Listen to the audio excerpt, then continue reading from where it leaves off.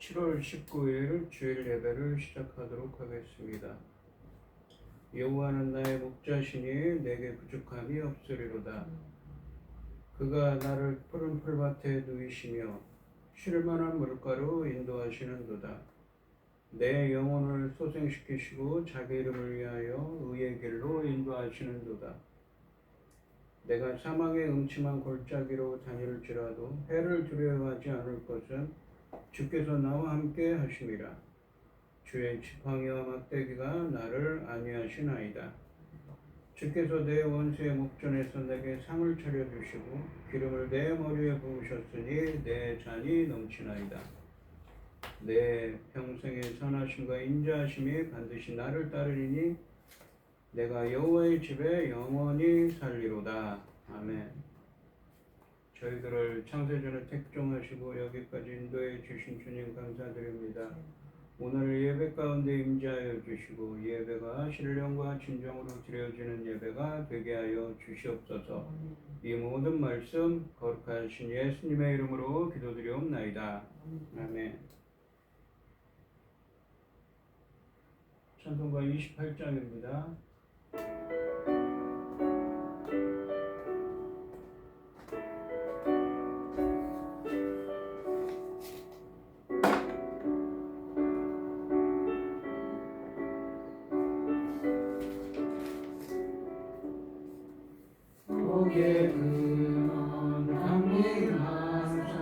찬송하게 하소서.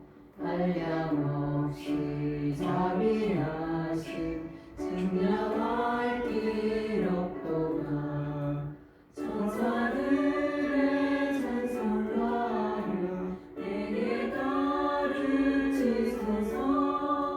구속하신 그 사랑을 항상 찬송합니다.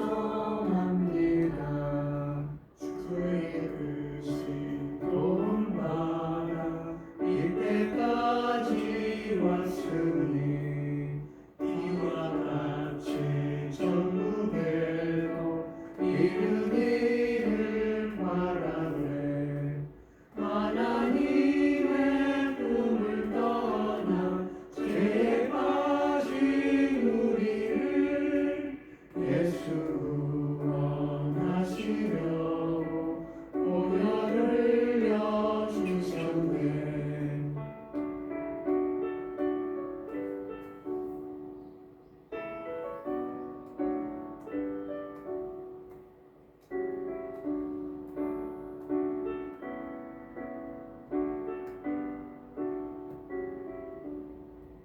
주의 귀한 은혜 받고 일생 미친 자 되네. 주의 은혜 사슬 대상 나를 주께 내소서.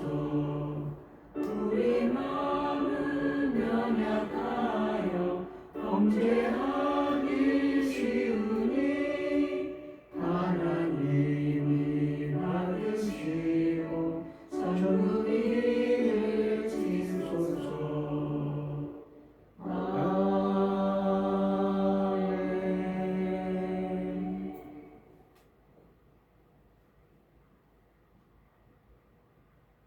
사도신경 하심으로 신앙 고백하시겠습니다. 전능하사 천지를 만드신 하나님 아버지를 내가 믿사오며 그 외아들 우리 주 예수 그리스도를 믿사오니 이는 성령으로 잉태하사 동정녀 마리아에게 나시고 본디오 빌라도에게 고난을 받으사 십자가에 못 박혀 죽으시고 장사한 지 사흘 만에 죽은 자 가운데서 다시 살아나시며 하늘에 오르사 전능하신 하나님 우편에 앉아 계시다가 저리로서 산자와 죽은 자를 심판하러 오시리라. 성령을 믿사오며 거룩한 공예와 성도가 서로 교통하는 것과 죄를 사하여 주시는 것과 몸이 다시 사는 것과 영원히 사는 것을 믿사옵나이다. 아멘. 교동문 44번입니다. 온 땅이여 여호와께 즐거운 찬송을 부를지어다. 즐거운 찬송을 기쁨으로 여호와를 소리하며 노래하면서 나갈지어다. 여호와가 우리 하나님이신 줄 너희는 알지어다. 그는 우리를 지으신 이요 우리는 그의 것이니 그의 백성이요 그의 가르치는 양이로다.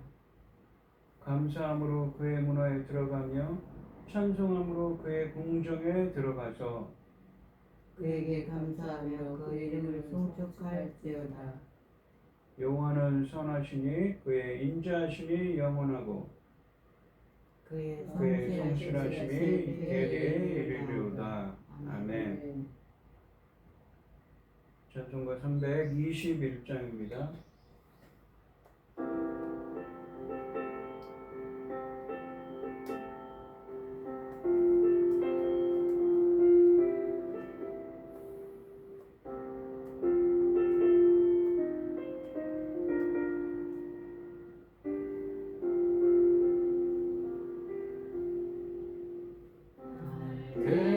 계속하신 예수께 생명 모두 드리니 진실하게 하소서. 내 구주 예수여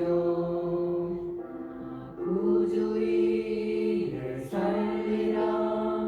날 기쁨할 양 없으니 갈 길 인도하소서. 내 구주 예수여 날 구원하신 예수를 평생 의지하오니 날 영접하여 주소서. 내 구주 예수여 구주 이에 살리라. 내 기쁨할 양 없으니 갈 길 인도하소서. 내 구주 예수여.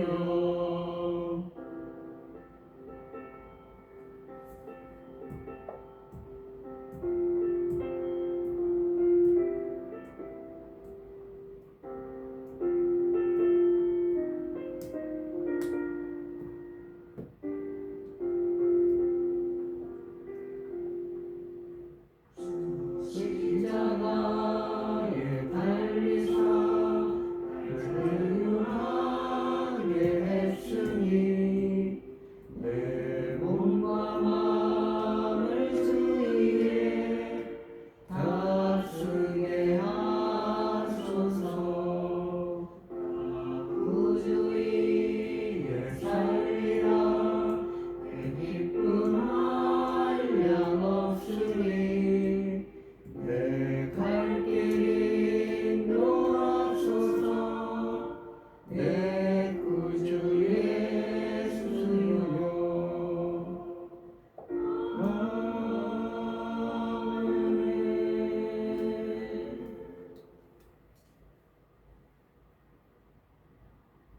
기도하겠습니다. 여호와는 긍휼이 많으시고 은혜로우시며 노하기를 더디하시고 인자하심이 풍부하시도다. 자를 경책하지 아니하시며 노를 영원히 품지 아니하시리로다. 우리의 죄를 따라 우리를 처벌하지는 아니하시며 우리의 죄악을 따라 우리에게 그대로 갚지는 아니하셨으니 이는 하늘이 땅에서 높음같이 그의 경외하는 자에게 그의 인자하심이 크심이로다. 아멘. 천지 만물을 지으신 전능하신 하나님 아버지, 어리석고 보잘것없는 저희를 자녀 삼으시고 아버지 그 크신 사랑 가운데 살아가게 하심을 참으로 감사드립니다. 전능하신 하나님 아버지, 지구촌의 지도를 펴놓고 볼 때에 우리 대한민국 얼마나 작습니까? 그럼에도 불구하고 아버지께서 지켜주심으로 오늘날까지 평온하게 지내고 있어서 참으로 감사드립니다. 전능하신 하나님 아버지, 우리 믿음의 선진들이 눈물로 기도하였던 것도 기억하여 주시고 저희 하나님께서 저희 나라 대한민국을 기억하여 주시어서 긍휼을 베푸시고 아버지는 전쟁으로부터 철저히 막아주시며 모든 크고 작은 재난들로부터 지켜 주시옵소서. 전능하신 하나님 아버지, 지금은 중대한 시대입니다. 열매 거둘 중대한 시대에 말씀을 들고선 사랑하는 종에게 말씀으로 말미암아 아버지께서 기뻐 받으실 열매들이 넉넉히 나올 수 있기를 간절히 소원하옵고, 이 모든 말씀 억만 죄악 가운데에서 우리를 구원하여 주신 예수 그리스도 이름으로 기도드리옵나이다. 아멘. 오늘 함께 하실 하나님의 말씀은 누가복음 12장 13절로 21절 말씀입니다. 누가복음 12장 13절로 21절입니다. 교독하겠습니다. 제가 먼저 읽겠습니다. 무리 중에 한 사람이 이르되, 선생님, 내 형을 명하여 유산을 나와 나누게 하소서 하니, 이르시되, 이 사람아, 누가 나를 너희의 재판장이나 물건 나누는 자로 세웠느냐 하시고, 그들에게 이르시되, 삼가 모든 탐심을 물리치라. 사람의 생명이 그 소유에 넉넉한데 있지 아니하니라 하시고, 또 비유로 그들에게 말하여 이르되, 한 부자가 부자의 소출이 풍성하며 심중에 생각하여 이르되, 내가 곡식 쌓아둘 곳이 없으니 어찌할까 하고, 또 이르되, 내가 이렇게 하리라. 내 곳간을 헐고 더 크게 짓고 내 모든 곡식과 물건을 거기 쌓아두리라. 또 내가 내 영혼에게 이르되, 영혼아, 여러 해 쓸 물건을 많이 쌓아두었으니 평안히 쉬고 먹고 마시고 즐거워하자 하리라 하고, 하나님은 이르시되, 어리석은 자여, 오늘 밤에 내 영혼을 도로 찾으리니 그러면 내 준비한 것이 누구의 것이 되겠느냐 하셨으니, 자기를 위하여 재물을 쌓아두고 하나님께 대하여 부유하지 못한 자가 이와 같으니라. 아멘. 찬송가 286장입니다.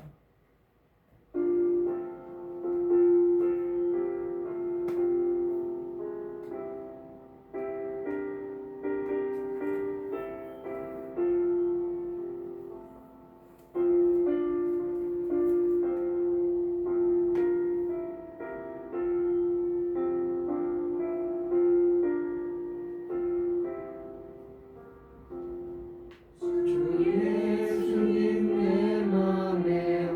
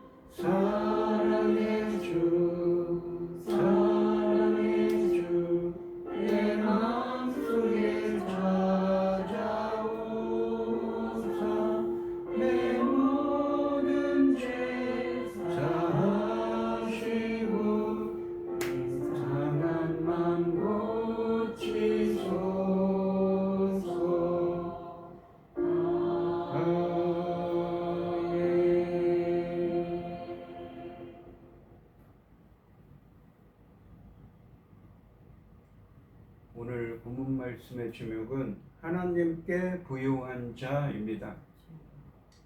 예수님께서는 재산 상속 문제로 찾아온 사람에게 어리석은 부자 비유를 통해 우리 생명의 안녕이 소유의 넉넉함에 달려있지 않음을 깨닫게 하십니다. 13절 말씀을 보시면 무리 중에 한 사람이 이르되 선생님 내 형을 명하여 유산을 나와 나누게 하소서 하니 라고 되어 있습니다.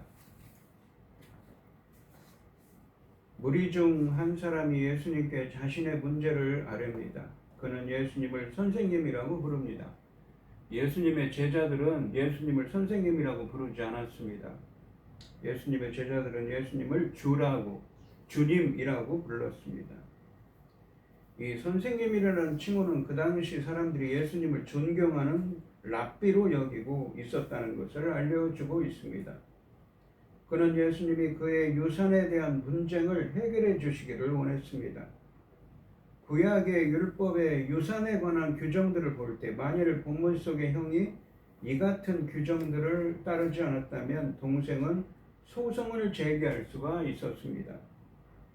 이 사람이 법적으로 가지 않고 예수님을 찾아와 형에게 명령해 달라고 하는 것으로 보아 어떤 형태로든 유산이 정리되었지만 만족할 수 없으니 한마디 해 달라는 것입니다.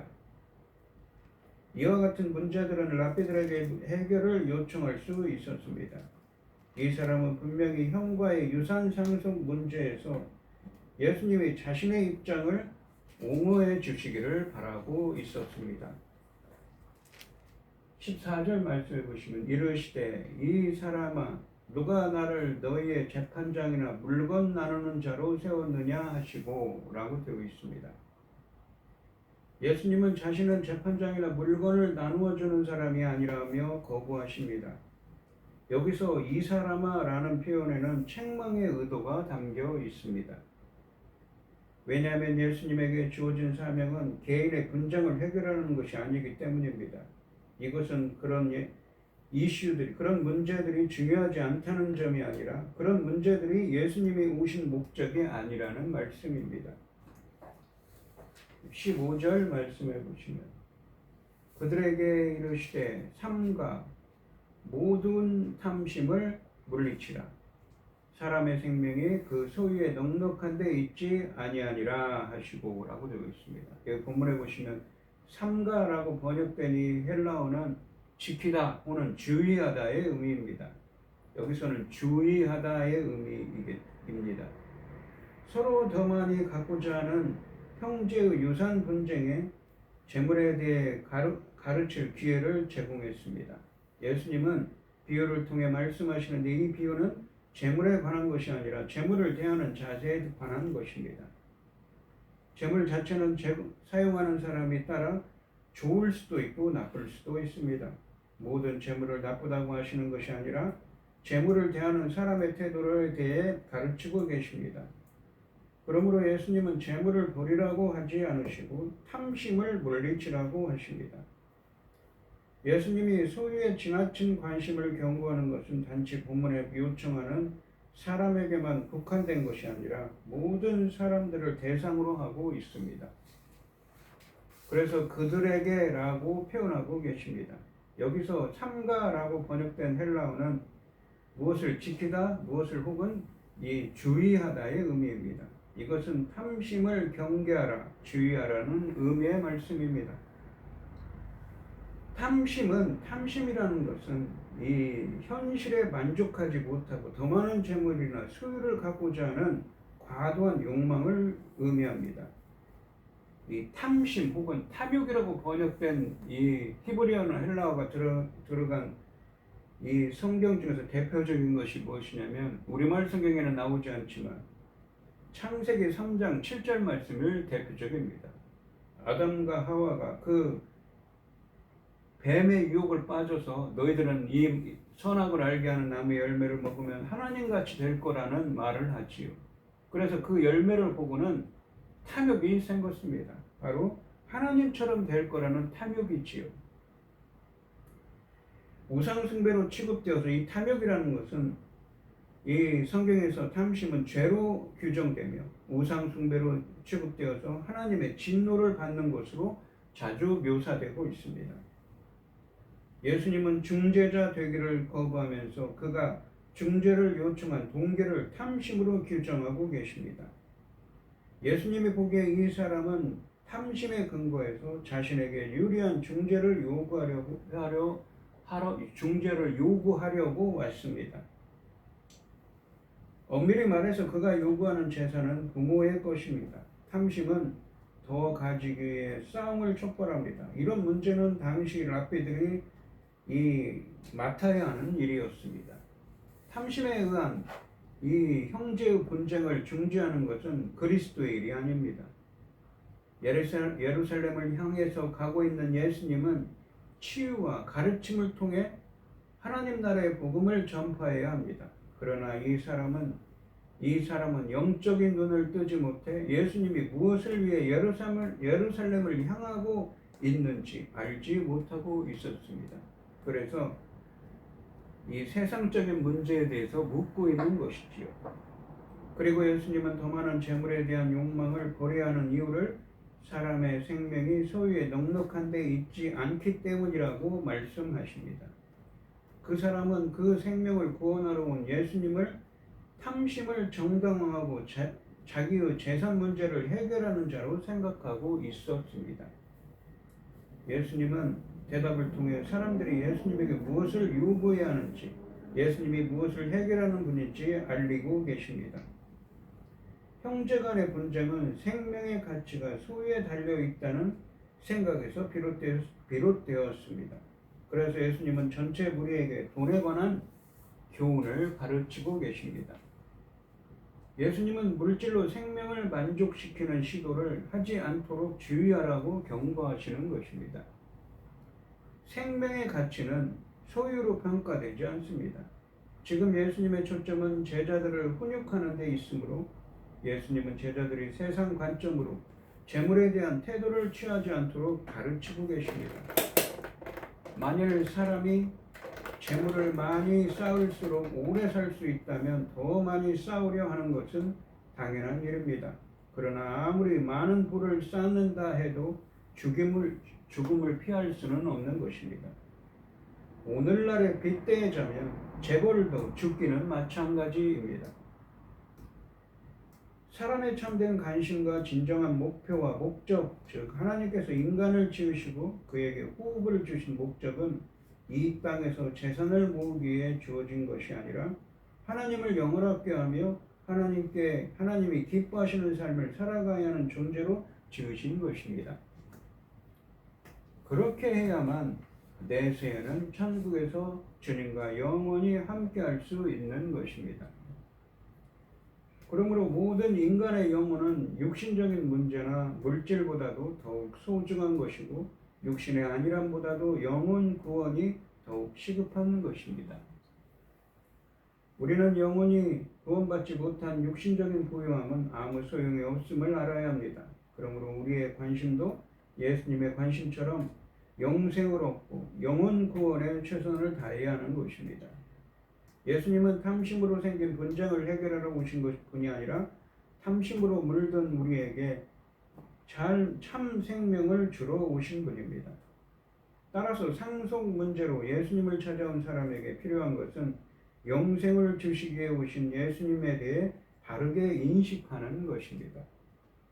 예수님이 내 생명의 주권자임을 안다면 결코 물질에서 안전을 보장받으려 하지 않을 것입니다.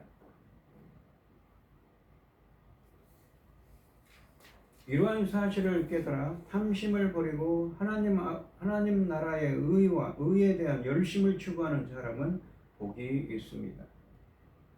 16절 말씀해 보시면 또 비유로 그들에게 말하여 이르시되 한 부자가 그 밭에 소출이 풍성하매 라고 되어 있습니다.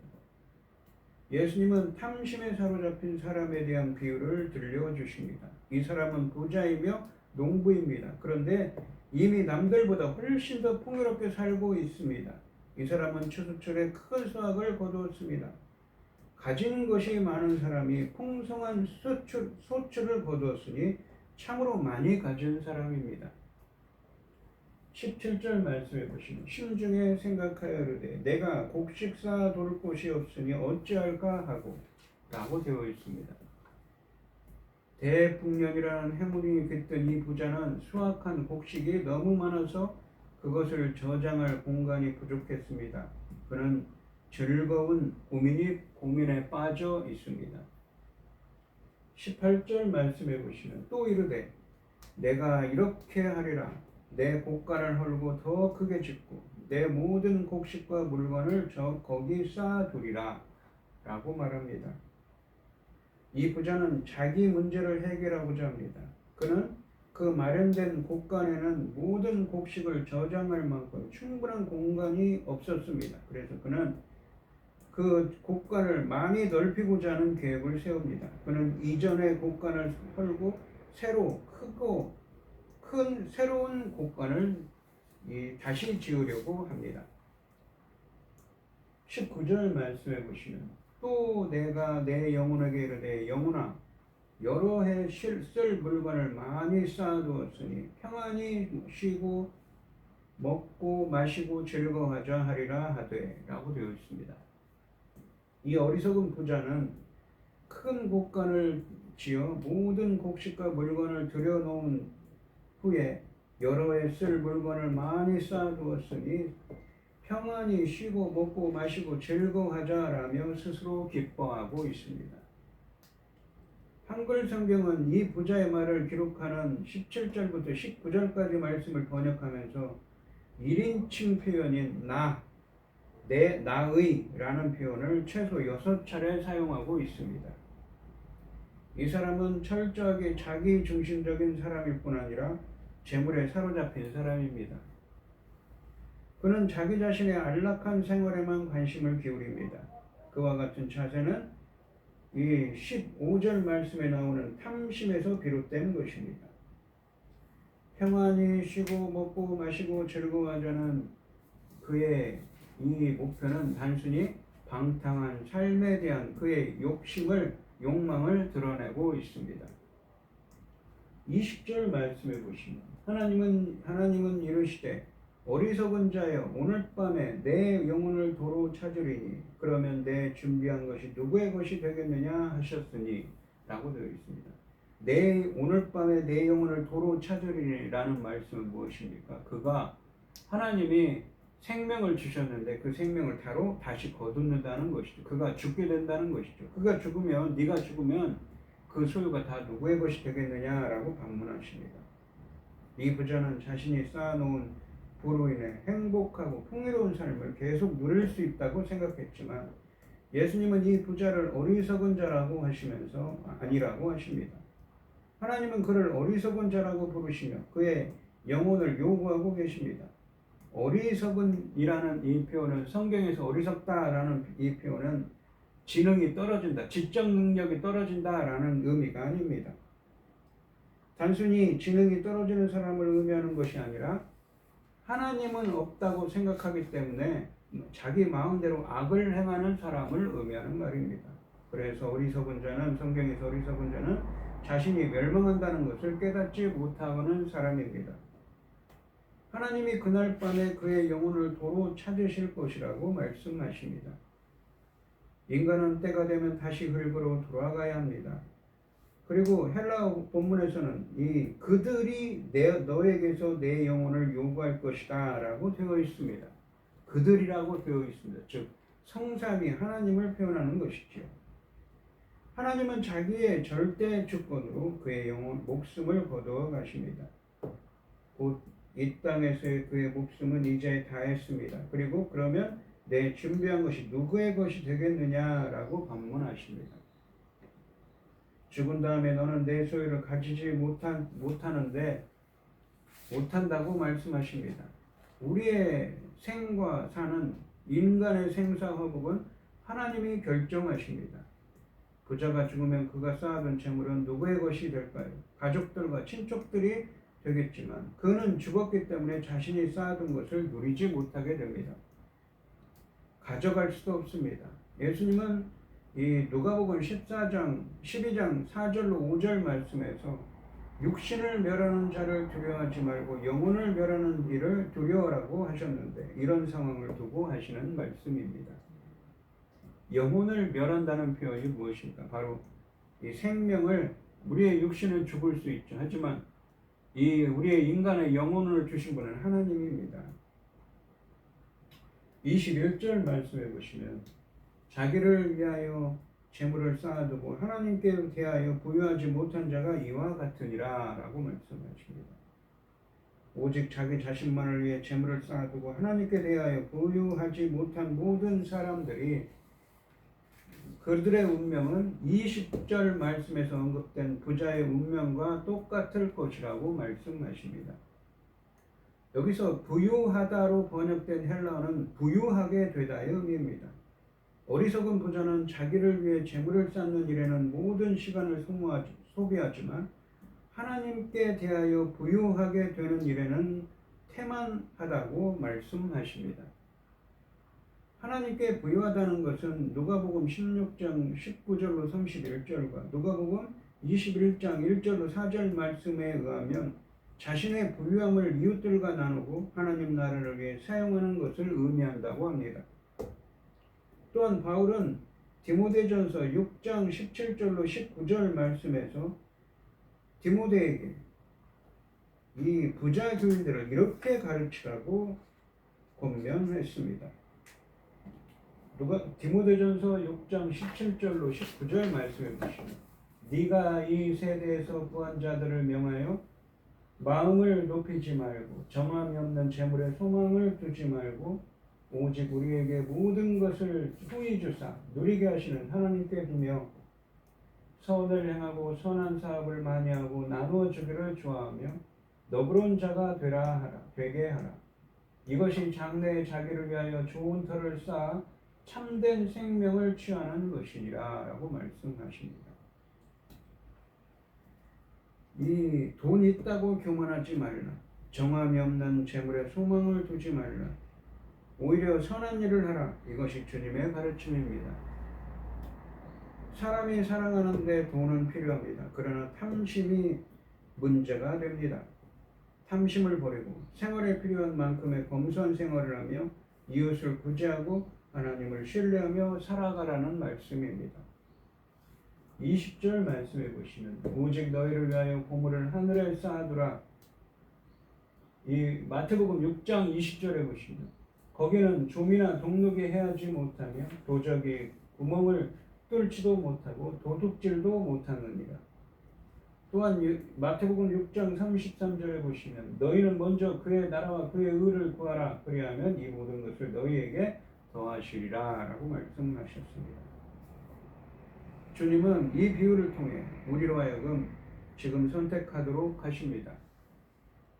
자신만을 위해 부자가 될 것인가 아니면 하나님을 위해 부자가 될 것인가, 나만을 위해 재물을 쌓을 것인가 아니면 하나님과 이웃을 위해서도 그 재물을 사용할 것인가 라고 묻고 계신 것이지요. 야고보서 2장 5절 말씀해 보시면 내 사랑하는 형제들아 들을지어다 하나님이 세상에서 가난한 자를 택하사 믿음에 부유하게 하시고 또 자기를 사랑하는 자들에게 약속하신 나라를 상속으로 받게 하지 아니하셨느냐라고 말씀하십니다. 여기 보시면 가난한 자, 세상에서 가난한 자라고 해요. 이 가난한 자는 누구입니까? 이 헬라어로 보시면 이 가난한 자는 육신, 물질적으로 가난한 자일 수도 있지만 여기서는 겸손한 자를 의미하죠. 하나님의 은혜를 구하는 사람입니다. 하나님의 은혜를 갈망하는 사람입니다. 이런 자를 믿음에 부유하게 하시고 믿음에 풍성한 믿음을 주신다는 것입니다. 자기를 사랑하는 자들에게 약속하는 나라를 상속으로 그러니까 하나님을 사랑하는 자를 하나님 나라의 상속자가 되게 하신다고 하십니다. 우리는 가난한 자, 즉 하나님이 주시는 은혜에 갈급한 겸손한 자가 되어야 하나님께 부유한 자가 될 수가 있습니다. 우리는 오늘 본문 말씀의 어리석은 부자처럼 자기 자신만 생각하는 사람이 되어서는 안 됩니다. 육신의 생각을 버리고 하나님의 뜻을 먼저 구하는 사람이 되어야 합니다. 이 세상은 가진 것 없이 왔다가 전부 남겨두고 떠나는 짧은 순례에 지나지 않습니다. 오원천하를 얻었지만 자기를 잃는 어리석은 사람이 되지 마시기 바랍니다. 나 자신보다 하나님을 위해 부자가 되시기 바랍니다. 오늘 이 시간 성도님들도 남은 재물이 아깝지 않을 만큼 하나님께 부유한 자가 되시기를 주님의 이름으로 축원드립니다. 기도하겠습니다. 하나님 아버지, 세상 사람들은 세상 뜻대로 살아갑니다. 하지만 우리 인간들은 세상적인 것보다는 하나님께 부유한 자, 남은 재물이 아깝지 않도록 하나님께 부유한 자, 하나님 뜻대로 사는 삶, 믿음에는 풍성한 겸손한 자가 되어야 합니다. 그럴 때 하나님께 부유한 자가 될 수가 있습니다. 저희들도 하나님께 겸손한 믿음이 풍성한 자가 되게 하여 주시옵소서. 하나님께 부유한 자가 되게 하여 주시옵소서. 이 모든 말씀 거룩하신 예수님의 이름으로 기도드리옵나이다. 아멘. 찬송가 408장입니다.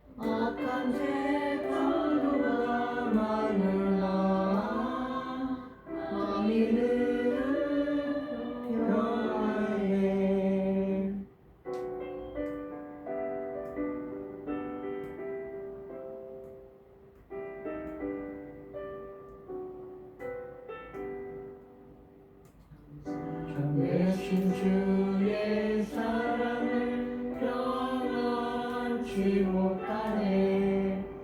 그 사랑 내 맘 여시고 소망을 주셨네.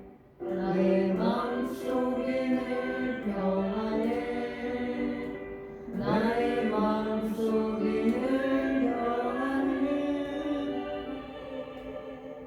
악한 죄가 많으나 마음에는 평안해.